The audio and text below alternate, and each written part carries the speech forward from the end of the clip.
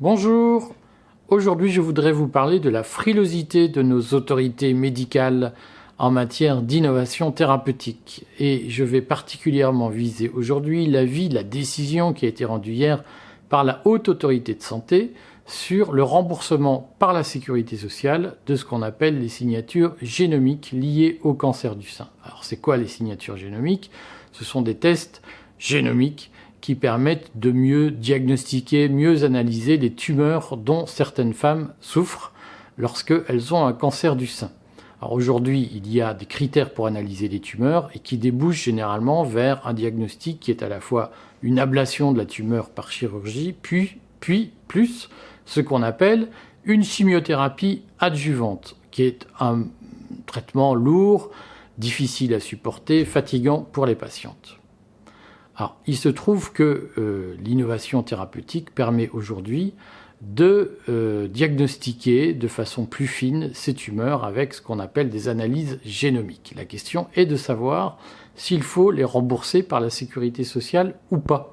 Alors la question n'est pas neutre parce que une tumeur bien analysée de façon génomique permet d'éviter le recours à la chimiothérapie adjuvante et on voit tout de suite en quoi, pour le bien-être du patient, pour la qualité des soins, cette décision est importante. Alors il se trouve que la Haute Autorité de Santé a décidé de ne pas rembourser, alors que d'autres pays européens ont pris la décision, eux, de rembourser les signatures génomiques, c'est-à-dire les tests génomiques sur ces tumeurs. Pourquoi la Haute Autorité de Santé a-t-elle pris cette décision? Cette décision repose sur deux critères, deux raisons fondamentales. La première, c'est que, selon la Haute Autorité de Santé, les analyses de population, les tests, ne correspondraient pas à la population française et donc ne seraient pas sûrs. Alors, il se trouve que donc des tests ont été menés pour voir l'efficacité de ces signatures génomiques. Ils ont débouché sur la conviction que ces tests sont utiles, sont efficaces, mais en France, on considère que la population choisie pour mener ces tests n'était pas représentative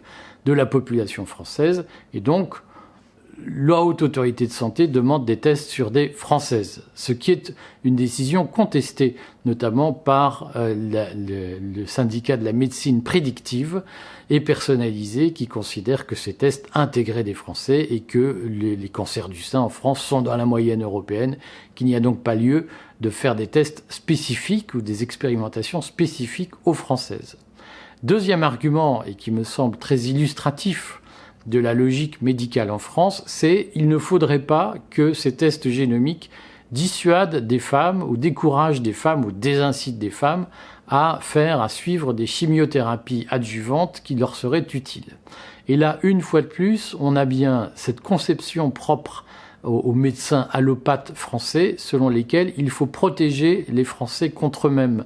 C'est cette idée très profondément ancrée dans les élites françaises que finalement les gens sont des grands enfants et qu'on a besoin de décider à leur place parce que lorsqu'ils sont livrés à eux-mêmes, ils font des mauvais choix ou des choix contraires à leurs intérêts.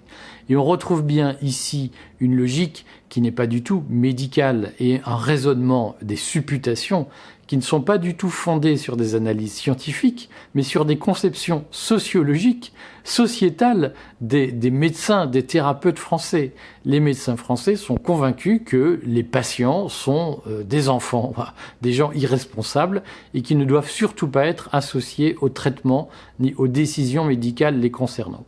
Et c'est probablement l'un des sujets de fond que nous avons dans la médecine en France et l'une des forteresses qui nous reste à prendre, c'est de faire en sorte que les médecins comprennent que les patients, ce sont des adultes capables de décider, ce sont des gens responsables. J'envoie un petit message quand même parce que il se trouve que, d'une façon ou d'une autre, la sécurité sociale, c'est bien un système qui se fonde sur l'idée qu'il faut protéger des enfants que nous sommes. Nous, les assurés sociaux, nous sommes des enfants qui ont besoin d'être protégés. Et je pense que sur le fond, il y a là un arbre à secouer. Voilà, bonne journée.